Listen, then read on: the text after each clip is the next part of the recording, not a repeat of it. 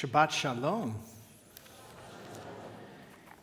My friend Eric didn't exactly exude the archetypal aura of impeccability that people often associate with West Point cadets. His uniform was rarely pressed, his shoes were rarely shined. He never aspired to a high position in the cadet chain of command. He was short, unassuming, even a little socially awkward at times. And yet, every Tuesday and Thursday, for 2 years, Eric held court while half a dozen cadets hung on his every word. You see, Eric was very good at physics. And every night before a problem set was due, his classmates, myself included, would gather in a lecture room of Eric's choosing as he patiently guided us through our homework. Now, this isn't the kind of behavior you often see in a typical college setting, though competition among students has always been present in our nation's universities. It seemed to reach new levels in recent years. In fact, one of our own Stephen Wise students, who's now enrolled at a UC, bemoaned sitting down in her library to study for her exams, only to discover that the pages from the book she needed had already been torn out by a classmate who was trying to ensure that nobody else could study from them. At West Point, students didn't learn like that.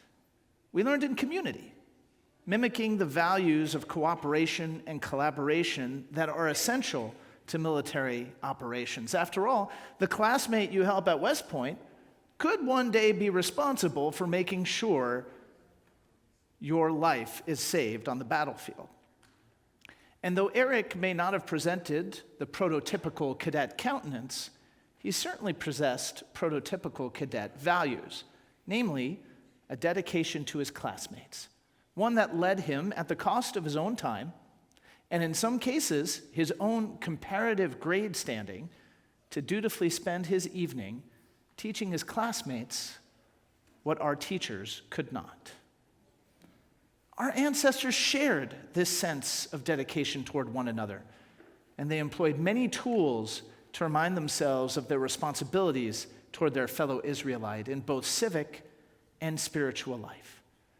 In this week's Parsha, Vayakel Pikude, which contains the final chapters of the book of Exodus, Moses gathers the Israelites to reveal God's instructions for creating the tabernacle, a sanctuary for prayer and reflection.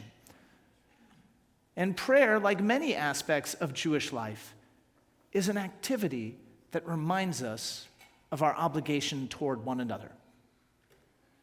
For those of you who are able to attend our weekly Talmud class this past week, all of you can attend if you like. It's online every Wednesday, noon Pacific, so feel free to join us. We discuss the relationship between prayer and the kahal, the community.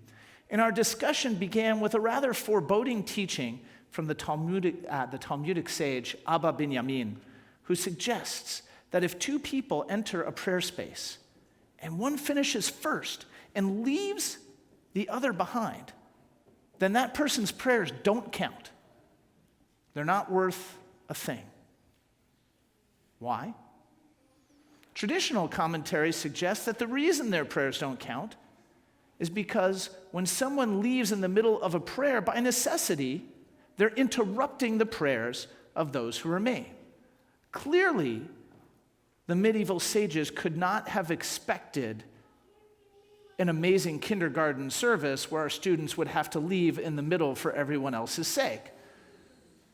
That being said, I actually doubt our ancestors could have ever dreamed of children of their age mastering prayers in the way ours have.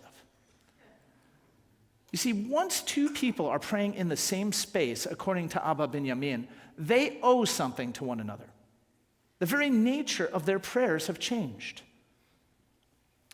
So much so that should one depart before the other, their prayers are rendered moot.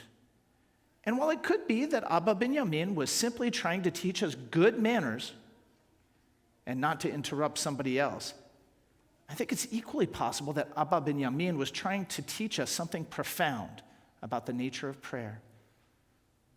That we pray better when we pray together.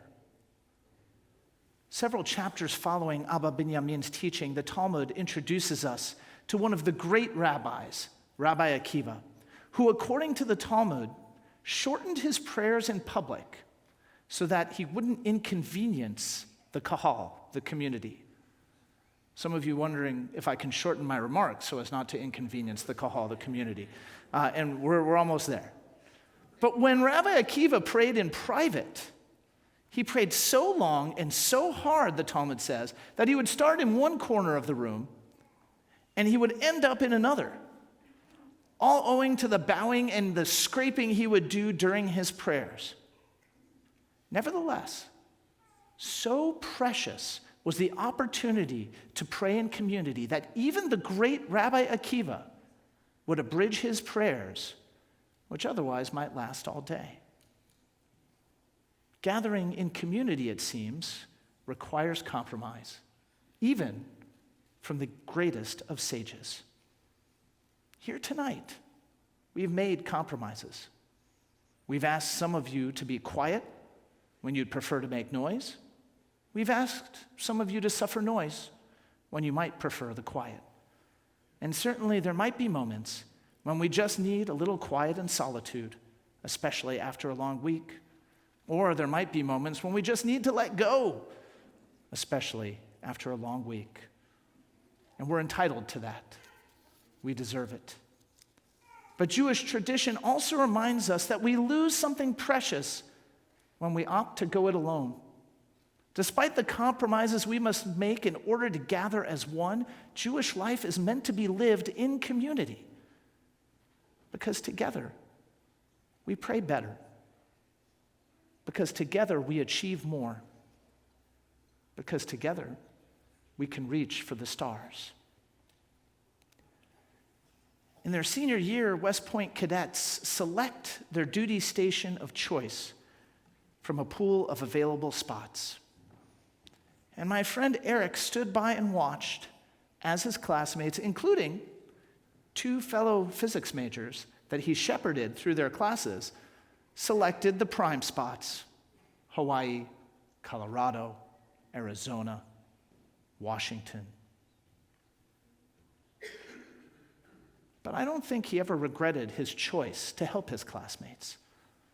And the officers who graduated alongside him were smarter and better prepared for their role because of his commitment to their progress.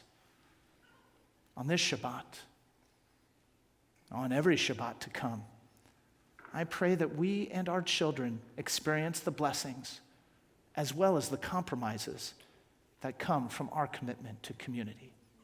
Shabbat Shalom.